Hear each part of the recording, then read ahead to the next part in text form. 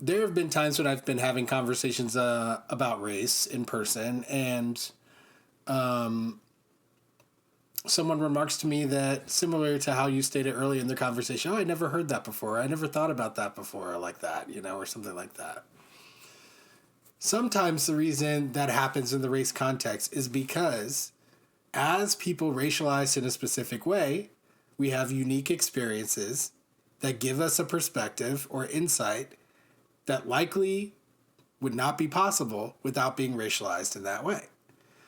Yeah. So I'm curious, can you think of some insight that you've gained about race as an Asian American woman that you think might be, it doesn't even have to definitely be like particular to being an Asian woman, but is there something like that from your conversations with other Asian American women who've had experiences that you think would be important for people to know about, or something that people might not think would be unique experiences for Asian American women?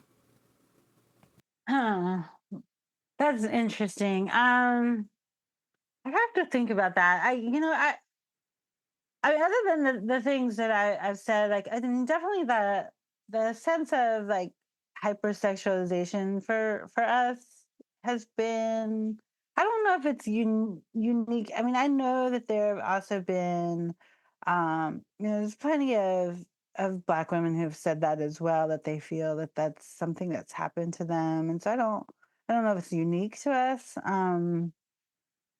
I know for me, that there's still a lot of hangups about I even just, like Vietnam and the Korean War, and just this kind of sense of like um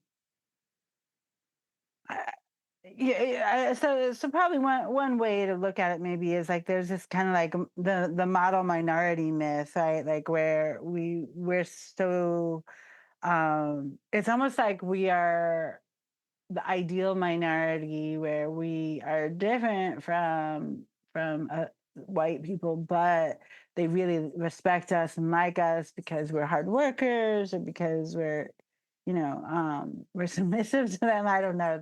There's lots of stereotypical reasons for that, and I think for me,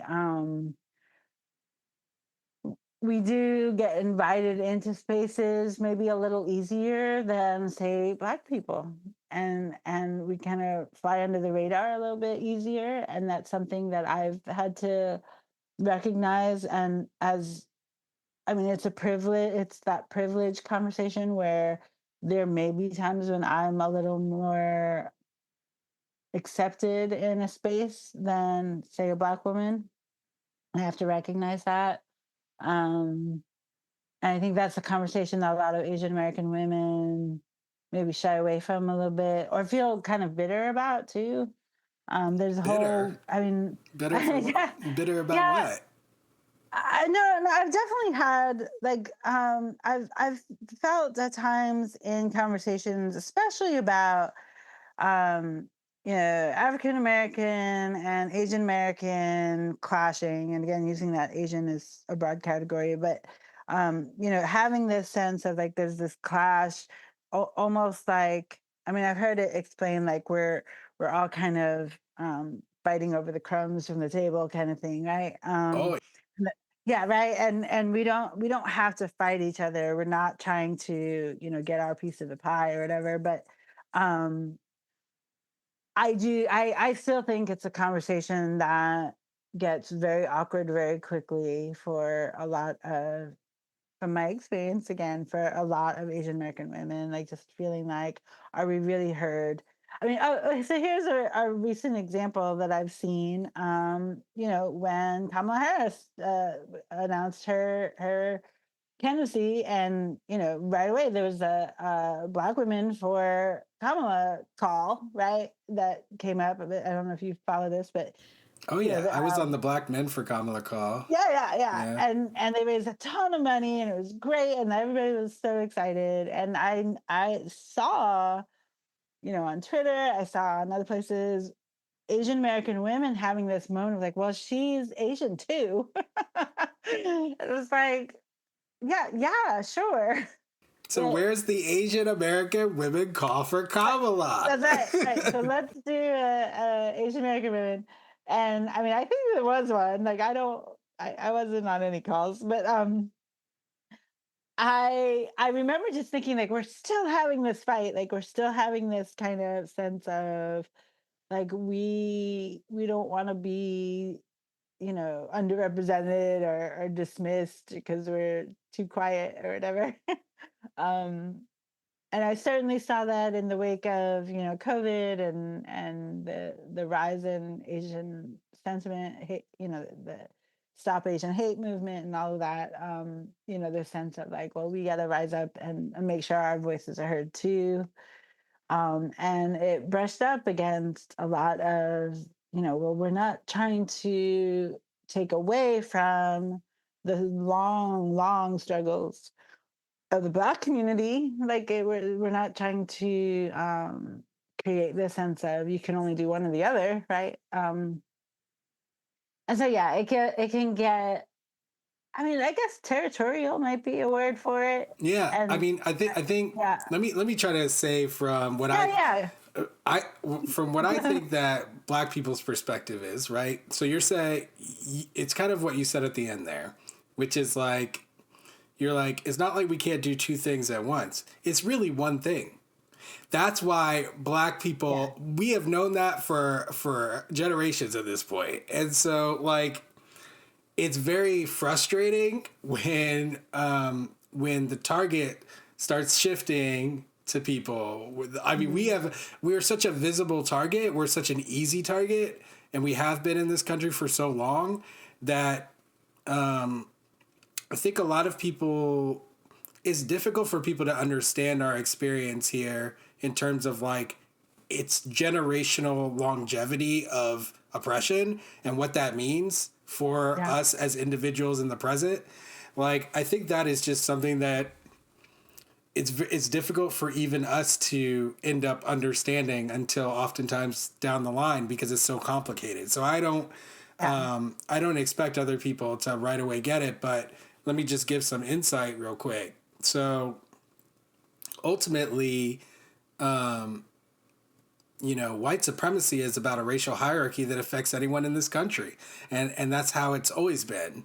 And so when the target shifts and more people are feeling the pressure of oppression and more people are being impacted by that oppression, when family members start, things are happening, something's happening to your kid at school now suddenly, or this or yeah, that, right? It becomes more personal, and now you feel like your safety has been infringed upon as well. That is when we see a lot of people rise up with urgency and start speaking out. But like for a lot of Black Americans, there's no like ebbs and flows to that. Like the target is always on us heavily, even when it's on someone else. It can very yeah, easily be turned back to us, and people use that power strategically as well as for their own amusement, or because they can't help it, or because they're yeah, programmed to. So I think that the frustration it's not necessarily. I think it does become territorial because people. I think a lot of Black people think, oh, like we're the experts on this. We should be like leading this. We should be like doing this. And people are often dismissing, especially Black women's point of view on the subject of race, even with the wealth of knowledge that they have on it. Black people's experiences are also very much disregarded in the race context. So it could be very frustrating to have to sit back and watch other people rise up and do the thing that you've been trying to do for so long and having it be easier for them and having people listen more. That experience is just it's devastating. yeah, So yeah, so it's just constantly we're being put in a position where we have to that's all we can do is say and watch. And yeah, that is it's like a very heavy consequence of being a part of a racial hierarchy and being on the bottom. yeah, yeah, To even do your good work is to suffer in the same way that you normally suffer. You know what I mean? And Yeah. so Yeah. it's just a mind meld, if you will, or a mind scramble. Yeah. No, yeah, I appreciate that. Thanks for watching. For access to the full-length conversation and all of the 2-hour-long unedited conversations that I've had on race, click the support link in the description below. Thanks for your support and see you next time.